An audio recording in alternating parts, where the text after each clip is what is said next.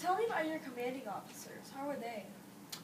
You, like anybody, just like teachers, you have good ones, you have bad ones, you have some you get along real well with, you have some that you don't get along with, that you may not see eye to eye. You understand the chain of command and you understand what an order is, and you have to follow your orders. As long as they're legal orders, then you have to follow them whether you like it or not. I was never in that, quote, inner circle of one of my commanding officers at the battalion level.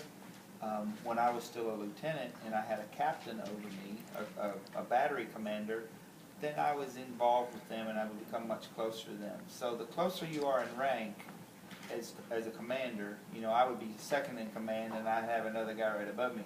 You worked really close and you had a good relationship. When I was a captain as a battery commander and a relationship with that colonel who's a battalion commander, it was a much more formal thing. You didn't hang out with him unless he asked you to hang out with him, and usually when he did, it was, you know, he had a motive for doing that. Whether it was just building camaraderie among his group of officers, or whether it was, you know, he's trying to find out something from you and more about you. So it was much more formal. Yeah, it's a much more formal. So I was never that close to any of my battalion commanders. Have you contacted any of your old friends since you stopped working? Since I left the military, I lost track of most of them. I've run into a few of them since, and there's a lot of nostalgia when you do that. I mean, if I think back about my 50 years of life here on this planet, and I was involved in the military from ROTC to the time I resigned my commission, it was 10 to 12 years. And those 10 or 12 years, even though it wasn't full-time military, probably affected me as much or more than anything else I've ever done. I mean, they were a big part of making me who I am. So did you ever have to do a job or change to a job that you were never trained for?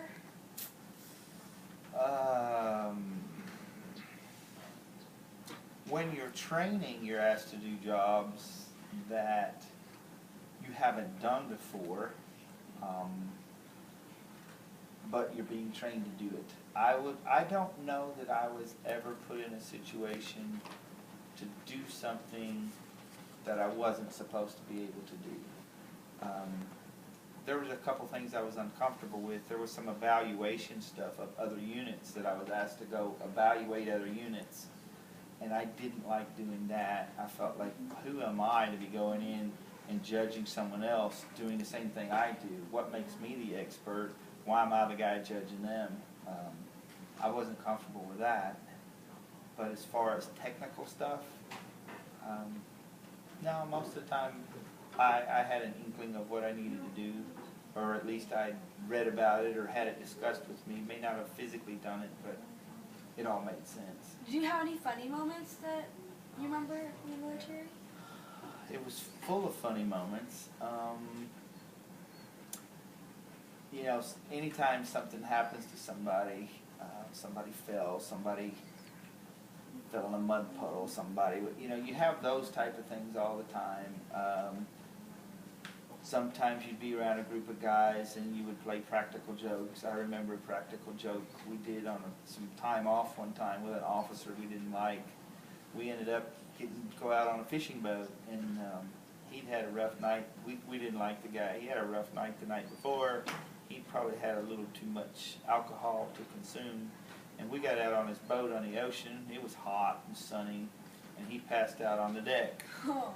Instead of being the nice guys and dragging him inside the cabin to get him out of the sun, we just sat there and watched him start to bake. And one of the guys I was with said, "Hey, you all watch this." And we were fishing with pieces of squid, and he took a squid tentacle as bait, and he laid it on the guy's forehead. And as the afternoon wore by, he finally woke up after an hour or so of that. But for the whole rest of the time we were around the guy, he was, his whole face was sunburned except for the little squid tentacle on his forehead. So that was something that was kind of memorable that I've laughed at ever since. Did you ever get to meet anyone famous? Anyone famous? I've met like the governor, you know, the commanding general of the National Guard in the state of Kentucky, that type of stuff. Met some representatives, congressmen that were from Kentucky that visited us, and that's probably the most famous person I've ever met. They're more of a political thing. Mm-hmm. And so, how did the military shape your life, the person you are today?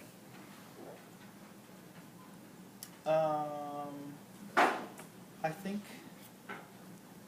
it made me understand mission, and you start something, you finish it. I think there's some honor and integrity issues that probably are a little more ingrained in me than others. I won't say I'm a totally honest person all the time and hold myself up that way, but it's stuff that I think about all the time. I think another way it's affected me, I think I may not visibly show it a lot, but I think I'm very, very patriotic. I think this country is important to me. I don't always like the direction I feel it's going. It's made me, the military's made me probably more conservative instead of liberal. You don't find many liberal-leaning, politically leaning people in the military. They tend to be quite conservative, and I've learned over the years that that's probably very true. I'm pretty conservative. I'm pretty patriotic, and I'm proud of the country. So is there anything you regret? I regret the way I left. I asked as an officer I could leave whenever I wanted, and I found a good time to leave, and my battalion commander said, I understand you can leave at any time you want, but you're in a real important position for me right now. Can I talk you into staying? This was probably end of June or July. Can I talk you into staying till August? I've got a guy out in school. I want to replace you with him, and he gets in from school. Can you wait that extra month or so? And I agreed to do that. That guy fell through. He fell out of school. He couldn't replace me. This commander never came to me and said he was having trouble replacing me. And this drug on to probably November. And I finally had enough, and I said, you know, you guys got it. And it made for some hard feelings. And it was really weird whenever you said, it was very strange. When I said I was going to get out, my friends that were in the military just kind of moved on without me. You know, I've always wondered why that was, but it seems to be kind of normal. But they just kind of like, oh, he's getting out. We're not going to have anything more to do with him. And I kind of regret that. It's kind of left a little bit of bitterness to me, not to the military, but to those guys I thought were really my friends. So. Thank you so much for sharing your military experience with us, and I really appreciate it. No, you're welcome.